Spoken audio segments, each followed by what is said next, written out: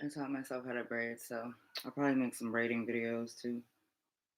It's hard for me to do one thing at a time, so forgive me for my ADHD. I was born that way. Why am I different? Why do I feel like this? Why do I think like this? Yeah, why am I different? We're about to delve into chapter 2. Oh, I forgot to read this little part from Timmy. So that's cool, right? And so it was in chapter 1. It says, this fortune teller is, of course, our own dear authoress, Tabitha Lennox. By the way, according to Tabby's diary, this little Sleeping Beauty fairy tale that Sheridan Crane likes so much, let's just say that as it applies to Catherine's life, not to mention little Sheridan's, the story is far from fictional. Mm. Chapter 2 is called Julian.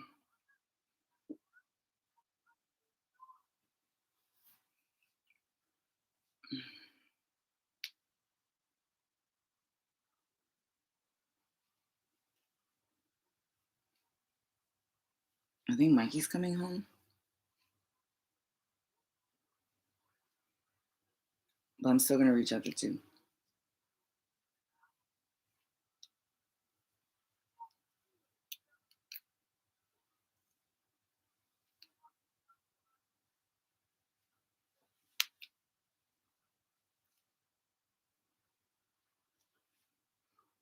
I have to hurry.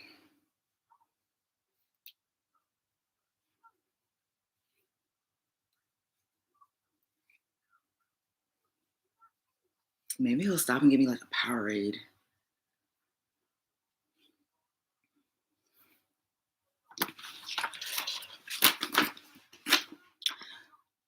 Chapter 2, Julian. Pleasure is an art form, something the underclass fails to understand. To punctuate his statement, 24-year-old Julian Crane raised his martini glass and indulged his lips in one of their favorite nighttime pleasures, the bright, numbing sting of alcohol. Sitting at the bar of the Blue Note, Boston's hippest new jazz club, Julian knew very well to what class he belonged. Reading is in the genes. His father, Alastair, often told him, the Crane genes. And Julian felt certain this was true. After all, any imposter could put on an impeccably tailored blazer or toss off a haughty, erudite manner, but not just anyone carried Julian's God-given strand of Crane DNA. Yes, Julian knew his well-muscled, athletic build could attract many an admiring female stare, but it was his patrician intellect and ruthlessly sharp hazel eyes, father's side, as well as his aristocratic brow and squared-off chin, mother's side, that made him look like a member of the ruling class. And since the invention of the television, looking the part was over half of any battle. JFK had discovered that little advantage when he'd run for the presidency 16 or so years ago.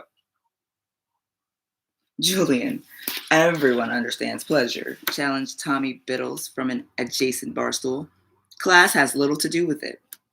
Like Julian, Tommy was a fellow Harvard law student and a dyed-in-the-wool wasp from the top of his strategically tousled blonde hair to the soles of his hand-tooled leather loafers. Tommy, you have a lot to learn, replied Julian. You mean earn, don't you? My trust fund is handsome, but yours looks like a Greek god.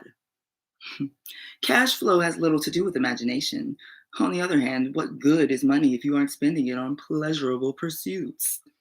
Such sentiments were typical of Julian. After all, he had been raised to think of himself as an American royal, and by most accounts, he possessed the same prerogatives as any son of a monarch. With both his father's and mother's bloodlines reaching back to the Mayflower, Julian's social position was assured. And with a bank account that rivaled any Saudi prince's, Julian knew very well that he would one day be influencing world trade and world leaders. Indeed, on some future date, Julian fully expected to begin taking over the reins of power from his prominent father, Alastair. Until then, however, his main concerns were one, enjoying himself, and two, graduating from law school in the next few months, and in that order of priority, to be sure. A hollow ching resounded as Tommy Biddles touched Julian's raised glass with his own. A notorious Boston playboy himself, Tommy understood precisely Julian's meaning in the words pleasurable pursuits. In fact, Tommy had joined the club that Julian had formed to do nothing but pursue pleasure. He formed it during their hellish first year at Harvard Law, when the pressures became overwhelming. Julian and his friends needed some sort of outlet, and whacking a tennis ball around on the Harvard courts every morning just wasn't cutting it. So Julian formed a private club out of his study group and introduced them to a new game. All the members of Julian's Sack Pack were young men of privilege, handsome, wealthy, and of dubious moral upbringings. They had each learned well from the cutthroat business strategies of their fathers and backstabbing social tactics of their mothers that anything was possible as long as one did not get caught. Julian told them he'd been inspired by the playboys of history, from Sir Francis Dashwood and his Hellfire Club, of which Ben Franklin was a satisfied member, to Lord Byron's acclaimed sexual escapades with his fellow poet Shelley, to the more recent role model of John F. Kennedy, whose Rat Pack cronies helped him into the boudoir of more than one glittering Hollywood starlet. The object of Julian's club was to seduce as many young co-eds as possible.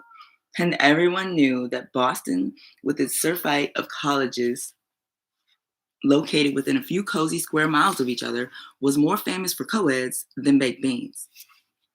He'd begun the game himself by betting a healthy string of undergraduates, a few whom ever suspected that they were sleeping with Julian during the same weekends, and sometimes the same nights as their friends and classmates. Feeling charitable, Julian often passed along discards to his friends. Each score was counted by the Sag Pack in the form of what Julian liked to call love photos. The game had become quite exciting over the last few years, with points racked up in every conceivable venue, from five-star restaurant bathrooms and art gallery closets to private study rooms and college libraries and the carpeted floors of Harvard faculty offices. Julian himself had lost count of his scores last fall after his friends declared him the hands down winner. Since then, he had grown bored with the game. When you were as young, rich, and well built as Julian Crane, females fell into your lap before you even crooked your finger to summon them across the room. Now, with well over 3 months to finals and graduation, Julian's law school tensions were at a low, and he was in the market for a more interesting diversion. Cheap beer and quick shots had their uses in a pinch, but Julian's tastes were quickly maturing. Julian smiled to himself as he nursed his dry martini, shaken, not stirred. He'd had a new private fantasy of late, fancying himself a young James Bond. He'd taken a trip to London over the holidays, buying himself some suits from Savile Row and the essential Bondmobile, a silver Aston Martin DB5 convertible. He'd even indulged in a few romps with the English debutantes for the hell of it, but found them rather tepid between the sheets. The fact was, Julian liked sexual games, and the English girls he'd encountered didn't have a clue. Then again, when you'd bedded as many women as Julian had, straight sex no longer thrilled. At the tender age of 24, he could see where this might pose a problem.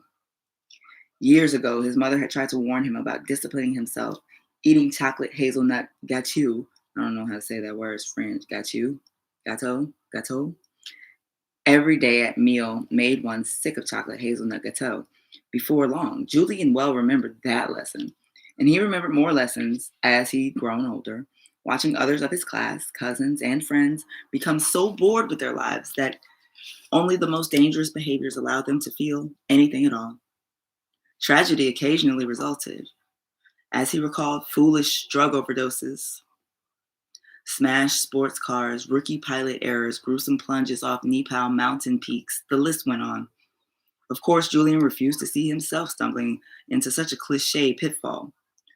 Instead, he told himself he was simply a man who knew how to enjoy himself, a connoisseur of pleasure.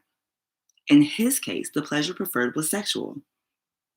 Arriving back in the States after Christmas, Julian quickly began to yearn for something different to savor, something sultry, maybe even darkly exotic. That was the main reason he'd chosen the Blue Note as his spot to prowl. This hot new Boston club was sure to provide much spicier dishes than the usual white bread fare he'd consumed back in the manicured squares of Cambridge. And he'd been right. Just last week, he'd met one of the Blue Note's songbirds. Eve was a tasty morsel with luscious cocoa skin and eyes like pools of coffee liqueur. Chocolate hazelnut gâteau indeed. The moment he first saw her, Julian held her gaze for the longest, most thrilling moment, and then, to his absolute satisfaction, she looked quickly away, as if she had no interest at all in a handsome, well-groomed heir to billions. Fabulous, my little songbird, Julian had instantly thought. Make it sporting for me. He'd bought her a bottle of champagne and enticed her into drinking it with him. Still, she resisted his charms. While he became more and more entranced with her sultry curves and satin smooth voice, even thinking about her now, a full week later, was making his body tighten with the need to possess her. So where's this singer you've been salivating over for days? Asked Tommy. Julian checked his watch. She'll be starting her first set soon. Only sings 1 or 2 nights a week, so when she finally shows, get lost, won't you? Tommy smirked with haughty amusement. Feeling lucky, Julian? I thought you said she turned you down last week. Julian's eyes narrowed on his friend. Just part of the game. But I assure you, a crane never loses. His father had taught Julian that well enough. Well, actually, taught was too tame a word. Alistair had pounded this idea unmercifully into his head since the day Julian was born. Tonight, Julian would put that lesson into action. Eve had slipped away from him once. She wouldn't again. He had devised an imaginative plan that included the Crane jet, the infamous Studio 54, and a sunrise flight towards tropical breezes. A crane never loses, eh? Goaded Tommy. I'm Tommy. Want to stack the deck a bit, just in case? Stack the deck? Please, Tommy, don't you know me by now? How do you think a crane never loses? Okay, so you've already got some tricks up your sleeve, but you don't have what I can give you, foolproof insurance. At Julian's raised eyebrow, Tommy reached into the breast pocket of his jacket and pulled out a little plastic bag filled with yellow oblong pills. One of these is all she'll need, insisted Tommy. Julian recognized the pills. They were what some of his sack pack pals like to refer to as tools to party with. Julian himself hadn't resorted to them before. He had never had to, and frankly, he'd never wanted to. Just wasn't sporting as far as he was concerned, just wasn't his style. Thanks, but no thanks, Tommy. I do believe Eve will be more than willing to party with me tonight, said Julian smoothly. It's just a matter of turning on the crane charm. Maybe so, but why not take the insurance anyway? Asked Tommy, proffering the pills. Julian stared at the small plastic sack, which Tommy was casually swinging back and forth, back and forth. Perhaps it was the strength of the martini, but Julian began to see images of his father's face swimming on every one of the little pills. A dozen miniature Alistair cranes staring out at him, echoing his often repeated litany. Cranes get what they want when they want it. A crane never loses. Julian blinked, sat down his martini glass, and met Tommy's gaze. Well, Tommy prompted, what will you do if she tries to bolt again? The very idea made Julian's heart stop. For days, he'd been dreaming about her, fantasizing. Tonight, lust was pulsing in his veins, and not lust for just any girl. Lust for Eve. He wanted her, primally. Okay, I'll take them, but only to shut you up. Julian glanced away in disgust as Tommy transferred the bag to the breast pocket of Julian's blue blazer.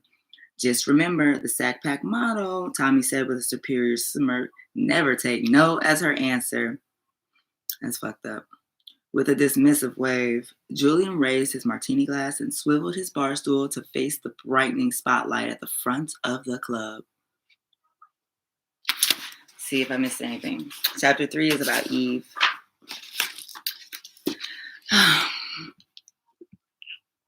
Should I just keep going?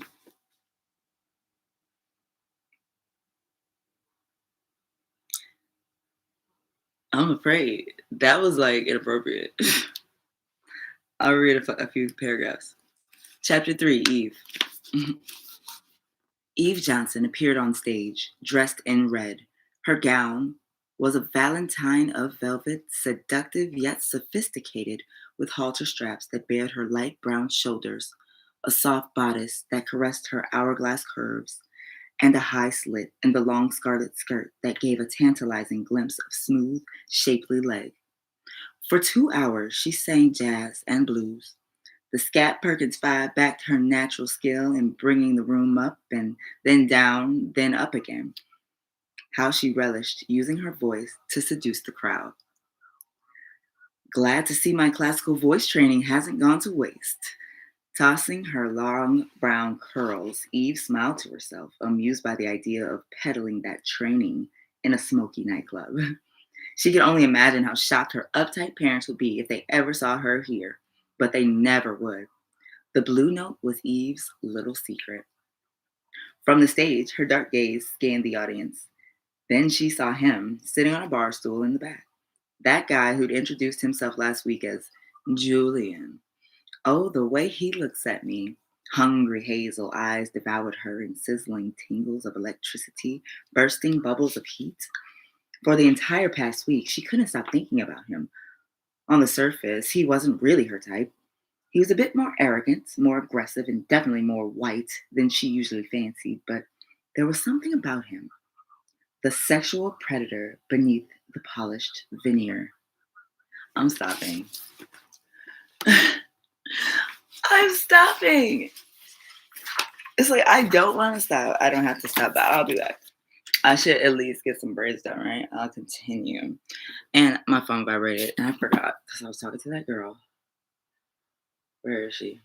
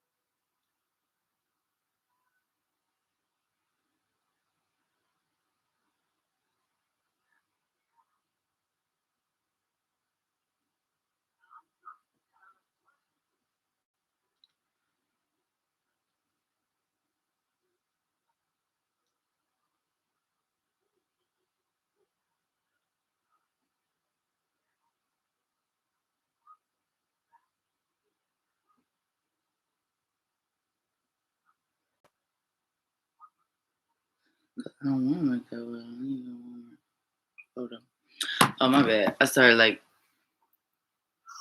freaking out. Because Mike said, oh, yeah, Mike. I could finish reading this chapter probably before he gets here. Chapter 3.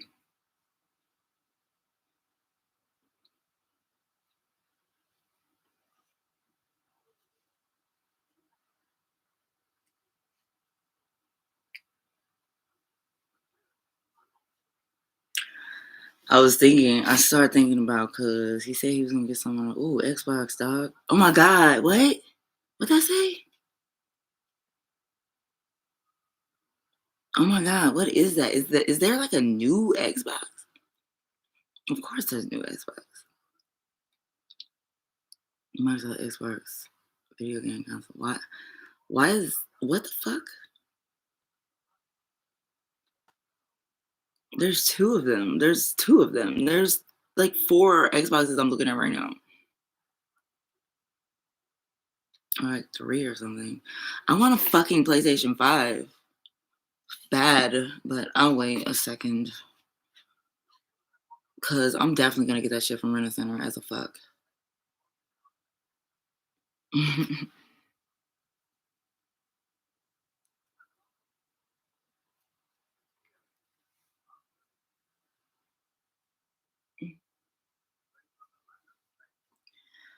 Okay, I'm gonna finish reading as soon as I finish this braid. I don't think this braid is good enough. I can't even really see it. I'm not gonna redo it. That's why I should do it in the bathroom. Oh yeah, and I was going to Walmart for photos. I have to do this photo order. It's just I got carried away and I added too many pictures, and now I can't delete them without doing one at a time. And I need a computer. I need to go on Wish and see if they have a computer, like for $1 or something. Didn't I just click photo, dude? I have no idea what you're talking about. And cyber deals. I want cyber deals, dog. Honestly, 30% doesn't feel like a cyber deal.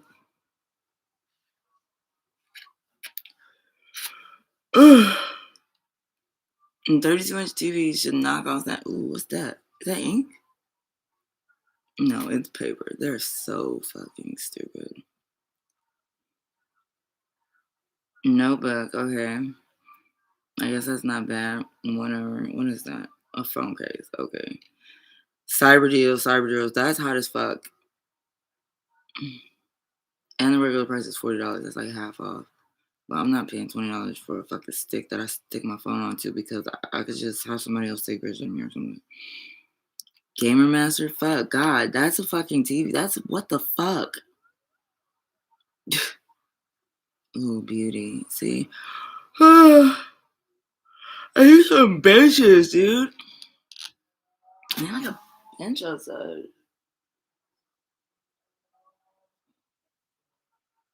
I need. Never mind. What the fuck, dude? Outside. No, I don't want that. I want outside like furniture. I don't need a fucking trampoline. I don't have anything to live for. People that have stuff to live for. I could use an elliptical still though. The fuck. I just need like a bench. Fuck that shit, man. Fuck everything. BENCH. I need to go on Wish and see if what's your name? Dude, that's the perfect bench. Is that an outside bench? It doesn't look like an outside bench. That's a gay ass fucking bench. What the fuck is that? It is what? That's not bad. It's gay. It's not bad. That's fucking bad and gay. That's that box I need though. $8.99? I fucking love that shit. What is with that fucking description?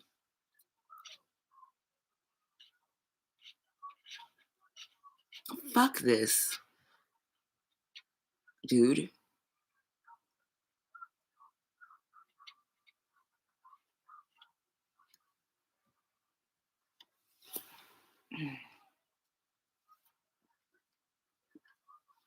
Oh my god, I'm back on Wish, guys. This is free. Let's see what the shipping and handling is.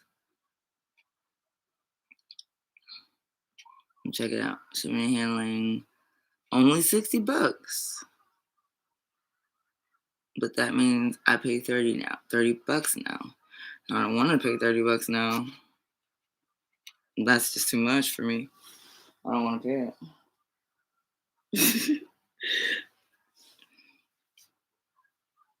Oh my god. They have all this stuff that I said I was going to buy when I got here, and I didn't. Ooh, cat harness. Oh my god, cat bow tie. They need those bow ties. All those buttons, they could use those, yeah. Whatever that crab is she put on her teeth. Yeah, what the fuck is this? Blue ray acne removing laser pen. You know what I'm saying? Like, do that shit work?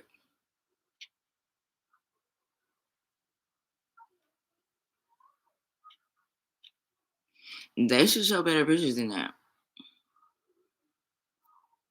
And they know people are desperate, so they can just scam the shit out of us.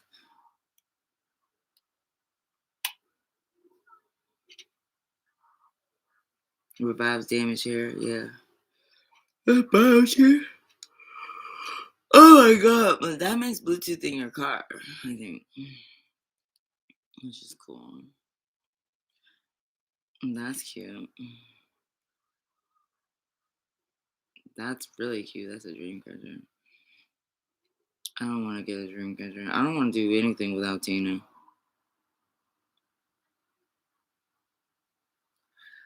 I want this. I want to try this shit. Blue light therapy laser, portable dark pimple, haircut, face card. It's like, how could that work? Painless procedure, non-invasive, killing, natural cleanse, features and benefits. I don't know, dude, but I think I'm gonna buy it.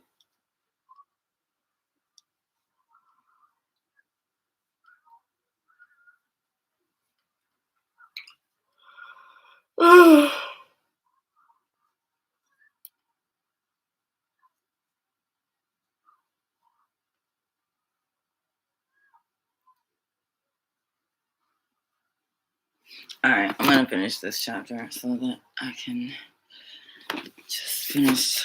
I don't know, doing other stuff. 479, like I hear that.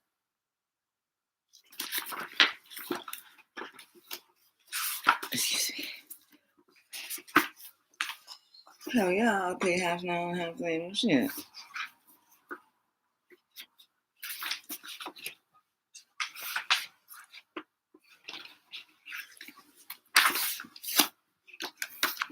All right. The last line that I said was, but there was something about him, the sexual predator beneath the polished veneer. It excited her. This must be what prey feels like, she thought with a nervous giggle, feeling both repelled and attracted by his intense interest. Yes, yes, yes. Sexuality was an exquisite new rush for Eve. Heady and powerful, she let the sultry feeling fuel her last song of the night, as her mind replayed how Julian had advanced on her the week before. He bought her champagne, the best in the house, and as the bubbles went to her head, she'd allow him to flirt and then dance with her. She'd been touched when he tenderly took her hand and kissed it. Then she tentatively ran her slender fingers up the sleeve of his blazer, resting them on his broad shoulder, delighting in the arousing evidence of male strength beneath her delicate hand. He leaned in close, his expensive aftershave tickling her nostrils as he dipped his head to nuzzle her neck with warm lips. The champagne, the male attention, it had felt wonderful. But at the end of the night, when he'd invited her home, whispering promises of passion, she fled like Cinderella out the back alley door. Eve hated to admit it to herself when she returned to her dorm room that night, but for all her sexual posturing, for all her seductive gowns and sultry delivery of Billie Holiday blues, she was still a sheltered little girl inside. And she was damn tired of feeling that way, tired of living in a gilded cage, hitting only the notes she'd been told to. I'm only 18 years old and I'm already sick of myself. Ladies and gentlemen, meet Eve Johnson, the always perfect, oh so well behaved daughter of too busy Harvard history professor Warren Johnson and journalist Tanya Lincoln Johnson, whose award winning work covering the volatile political climate of the 1960s had regularly taken precedence over raising her young daughter. Since the age of 8, Eve had pretty much been brought up by a succession of elderly babysitters. Tanya and Warren had claimed it was their only alternative after Eve's beloved maternal grandmother, the woman who had raised Eve up to that point, had died of cancer. But who cares, right? Thought Eve. It didn't matter that her parents had no time for her. She made sure to always be Warren and Tanya's perfect little girl anyway, just in case they might look her way for an hour or two one week. White glove church socials, singing and ballet lessons, and private girls' schools had been Eve's whole life because that was the life Warren and Tanya had wanted for her. But now that she was a sophomore at Radcliffe with excellent marks in her pre med major, Eve was beginning to wonder what she truly wanted out of life. The trigger came just after Christmas break when her parents invited her to a Sunday dinner, neglecting to tell her they were setting her up with the son of one of her father's friends. The man was a button down, bespectacled academic, a guy without a hint of sexuality in his demeanor, and as far as Eve could determine, barely a heartbeat. The stiff, formal evening, capped with the man's cold, clammy handshake, sent Eve back to her women's dorm feeling like a walking corpse. Did she truly want a marriage as passionless and cerebral as her own parents? In two words, no way. The whole world seemed to be breaking free around her, and she wanted to break free too. Find a little wildness inside her before it was too late and she'd become trapped in a life of polite routines. Time for some changes, Eve had decided. Time to stop playing the game of life by Warren and Tanya's rules and decide what it is I truly want. That weekend, she'd auditioned at the Blue Note. She'd had this secret fantasy for over a decade, ever since she saw the Supremes on television as a little girl. What would it feel like to own the spotlight, hold an audience spellbound? It was time to spread her wings, try a new identity on for size. Eve had decided. Besides, it would be fun to play at being bad, like Diana Ross playing Billie Holiday in Lady Sings the Blues. Of course, Eve hadn't grown up like Billie or Diana, for that matter, who spent her childhood in a housing project. Eve hadn't lived anywhere near the streets, and she knew very well that as sheltered as she was to a respectable black family, she was far from equipped to. Deep inside, she knew she was just playing with an image. And even when she was on stage acting the part of the sultry bad girl, she still felt like that child of the 1960s, using a Coke bottle as a microphone in front of the TV, mimicking the moves of Diana Ross. But I don't want to feel like a little girl anymore. Eve decided tonight on the Blue Note stage. And this guy was going to help her because in his hungry eyes, she could finally see the seductress she wanted to be. As she held Julian's gaze from the stage, Eve let one cinnamon frosted eyelid fall close. It was a wink of invitation she knew a man like Julian wouldn't miss. Come on, honey, she told him with a sly little slither of her velvet wrapped body. Make me feel like a bad girl tonight. Hours later, Eve was giggling as she drained yet another flute of champagne and glanced out the small oval window of the Crane family jet. The lights of Manhattan flickered in the distance, and Eve felt like a kid on Christmas morning. So, Julian, if you're a law student, what's your area of concentration? The seven deadly sins. Is that so? Yes. And do you know what that makes you? What? Homework. When Julian had approached Eve after her set, she didn't doubt that he had money. Eve had been raised with money herself and could spot a custom tailored jacket from 20 paces. But she never expected the kind of wealth that could arrange for a private jet to fly them from Boston to New York with only 30 minutes' notice. And she would never have guessed in 1,000 years that Julian's last name was Crane. Everyone knew about the Cranes. Their reputation was surpassed only by the Kennedys or maybe the DuPonts. Eve couldn't believe her luck.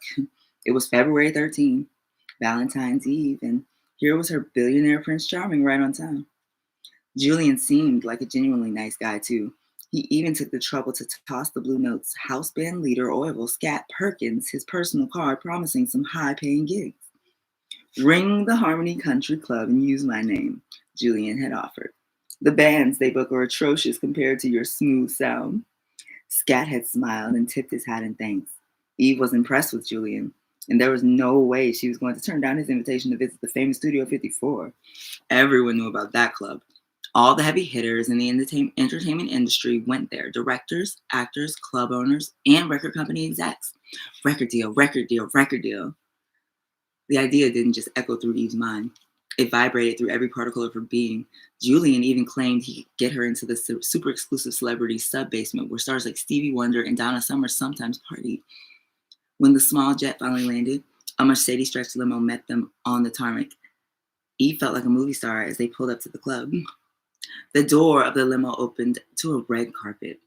Julian stepped out first, gallantly holding out a hand for her. What a gentleman. A huge crowd waited to enter the club, but all Eve had to do was take Julian's extended arm and waltz right in.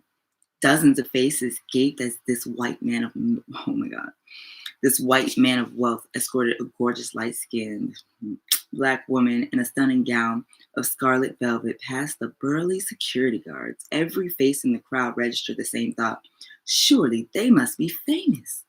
As they passed, light bulbs flashed, testifying to that belief. Eve threw her head back and laughed at how intoxicating getting the star treatment felt. In the club's entrance, they waited in line to pass into the main room, and Julian pulled her close. "You are such a luscious beauty," he growled in her ear. Eve laughed again and ran her hands along the soft material of his blazer. "Like what you feel?" asked Julian. "Can't complain." "Tennis. It's my passion, or was. Now that I've found you, you're my new passion. Eve, what do you think of that?" I don't know, Julian. This is all too much." Eve wasn't used to sexual banter and she wasn't sure how to play this game. But Julian didn't seem to care. Before she knew it, he was brushing her lips with his own. The kiss was sweet and tender at first, and Eve enjoyed it, responding in kind, but then the kiss changed. Julian's tongue began to push hard against her lips, forcing them to part for him. His arms were holding her so tightly she could hardly move as his tongue plunged deeper and began to ravage her mouth. This moment of unvarnished sexual aggression in such a public place unnerved Eve. She broke away and stepped back. "Let's go inside," she said quickly. Eve's eyes grew wide at the spectacle that greeted her in the huge main room. The place was packed with gyrating bodies, many of them in outrageous costumes, their faces and limbs painted in silver and gold. A mirrored disco ball spun high above, shattering the wildly moving spots into dancing light, while confetti and bubbles fell on the pulsating crowd like stardust. On one wall of the room, a huge spoon filled with white powder swung toward the nose of a man in the moon sculpture, and on the balcony, just above the dance floor, half naked couples were moving to the beat of Donna Summer's Love to Love You. "I love to love you, baby." Yeah. "Come on," shouted Julian over the blasting speakers. He pulled her toward the bar, where a shirtless bartender with a black bow tie winked as he poured her more champagne. Suddenly, though, Eve felt like she should slow down. "You look a little nervous, Eve, my darling," Julian murmured in her ear as he handed her a champagne flute. "Drink up." "Thanks, but I think maybe I've had enough for a while." "Nonsense." Julian pushed the bottom of the flute, forcing the edge to her lips. Feeling silly about protesting, Eve drank a little. Still, she couldn't shake the feeling of unease.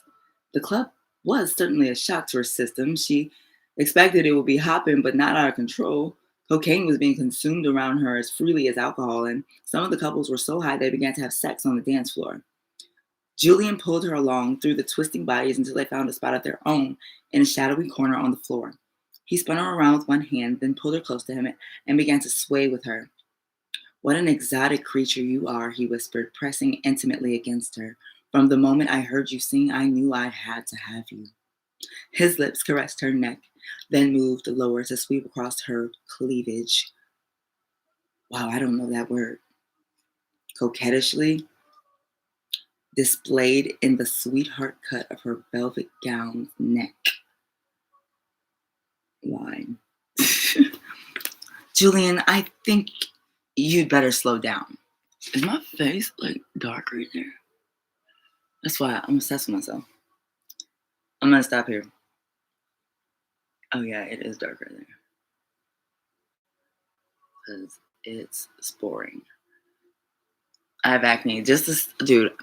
This blue light therapy acne thing is supposed to be for these pore problems that I have, clogged pores of dirt. Sorry. My last line for chapter 3 is, "Julian, I think you'd better slow down." Because my head hurts from wearing glasses. Ugh, fucking hate glasses.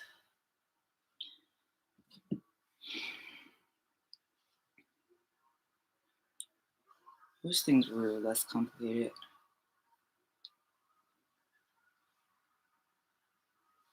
What the fuck is this?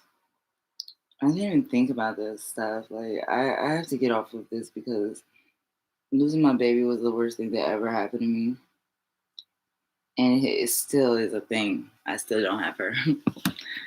Love you guys. I'll be back for chapter 3 and 4.